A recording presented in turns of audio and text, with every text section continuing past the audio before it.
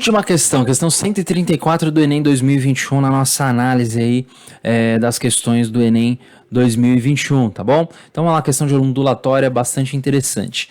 O sino dos ventos, que você provavelmente já viu, é composto por várias barras metálicas de mesmo material e espessura, mas de comprimentos diferentes conforme a figura. Então a gente tem aqui, olha, um comprimentozinho, uma barra, né, de comprimento menor. Pera lá. Vou colocar o layer aqui, senão não dá certo.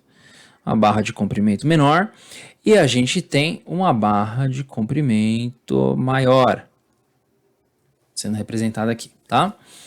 E aí vamos lá, considere F1 e V1 respectivamente como a frequência fundamental e a velocidade de propagação do som emitido pela barra de menor comprimento. E F2V2 são essas mesmas grandezas para o som emitido pela barra de maior comprimento. Beleza. As relações entre as frequências fundamentais e entre as velocidades de propagação são respectivamente, então você tem que ver lá se é maior ou menor, se é igual, tá? Tem que julgar de acordo com o que está acontecendo. Pessoal, esse é um outro exercício que você precisa conhecer, precisa entender a física da coisa. Não adianta só caçar número e sair fazendo conta loucamente, porque nem dá, né? Não tem número aqui. Então, não é exatamente isso que o Enem valoriza, você precisa entender como a física funciona, ok? Então, vamos lá, vamos dar uma retomada aqui. Bom, primeiro, tá falando de ondulatória. E dentro de ondulatória, a gente tem a parte que vai falar a respeito das cordas vibrantes. E eu tenho cordas de pontas presas, né? A gente pode pensar aí nessa corda como tendo pontas presas. Só que essa parte vai dar conta das cordas de ponta presa e dos tubos vibrantes. Esses tubos vibrantes é o que representa aí essas barras de ferro do sino dos ventos, tá? Eles se comportam basicamente do mesmo jeito, mesmo modo de oscilação.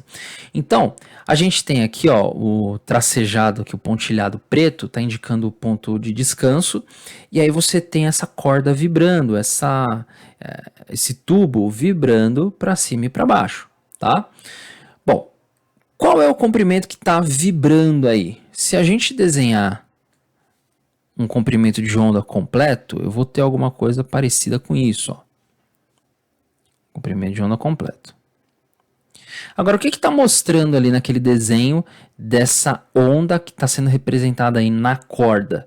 Se eu tiver uma oscilação que vem daqui até aqui, eu tenho metade do comprimento de onda. Beleza? Tem metadinhas. Então, ó, daqui até aqui tem metade do comprimento de onda.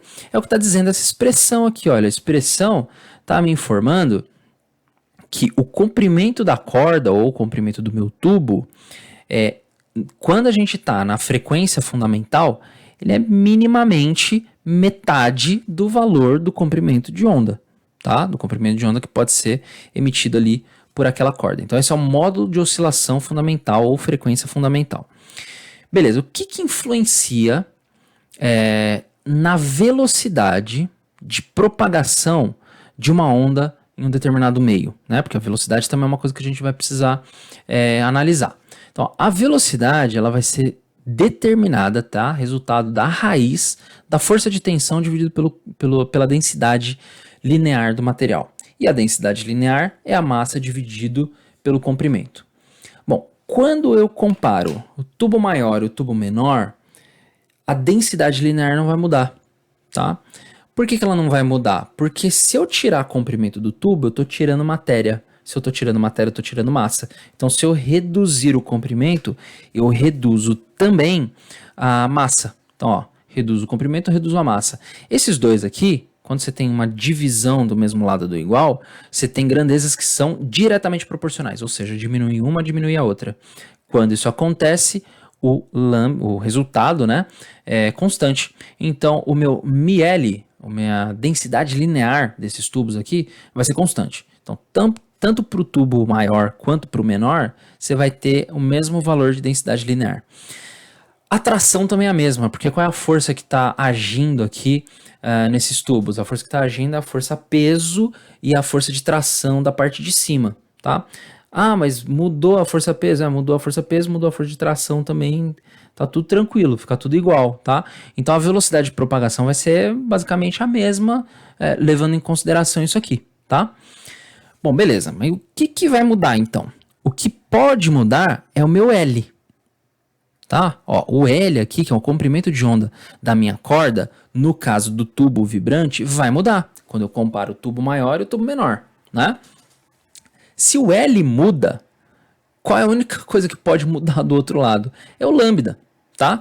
Se mudar o L, eu tenho uma mudança de lambda, de comprimento de onda.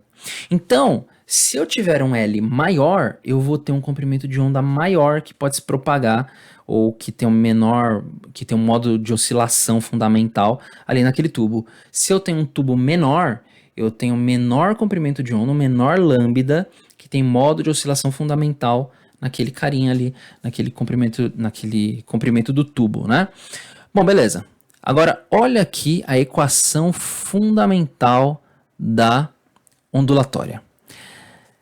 Pelo que a gente discutiu aqui a respeito da velocidade, nós determinamos então que para os dois tubos a velocidade vai ser constante. Constante. Tá? O que eu posso ter? Eu posso ter uma diminuição de lambda. Quando eu tenho uma diminuição de lambda, ó, ele está multiplicando a frequência do mesmo lado do igual. Grandezas que estão desse jeito aqui são inversamente proporcionais. Então, se eu diminuir o lambda, eu vou aumentar a frequência. Portanto, quanto menorzinho for o meu tubo, maior será a frequência da oscilação fundamental ali. Se você lembra da acústica, você vai lembrar que o menor, a maior frequência, perdão, né? O menor tubo tem a maior frequência. Então, a maior frequência me provoca o som mais agudo, tá? E a maior frequência, a menor frequência me provoca o som mais grave. Então, vamos lá, retomando, ó. A menor frequência, maior comprimento de onda, som mais grave. Maior frequência, menor comprimento de onda, som mais agudo. Aí só pra gente complementar aqui, eu peguei o xilofone do meu filho. E aí é o seguinte, olha só, xilofone você deve conhecer, né? É aquele pianinho que você vai batendo nas teclinhas, tá? Então, ó, você tem uma barra metálica maior aqui, você tem uma barra metálica menor aqui. Olha só o som, vou deixar pertinho do microfone aqui, ó. E olha da menor. Vou tentar melhorar isso aqui, ó. Trazer para você deste lado, ó.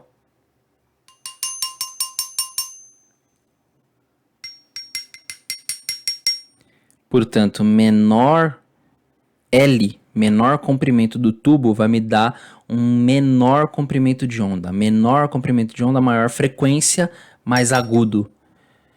Aqui, ó, maior comprimento do L, maior comprimento de onda. Maior comprimento de onda, menor frequência. Menor frequência, som mais grave. Beleza? É isso aí, gente. Até mais.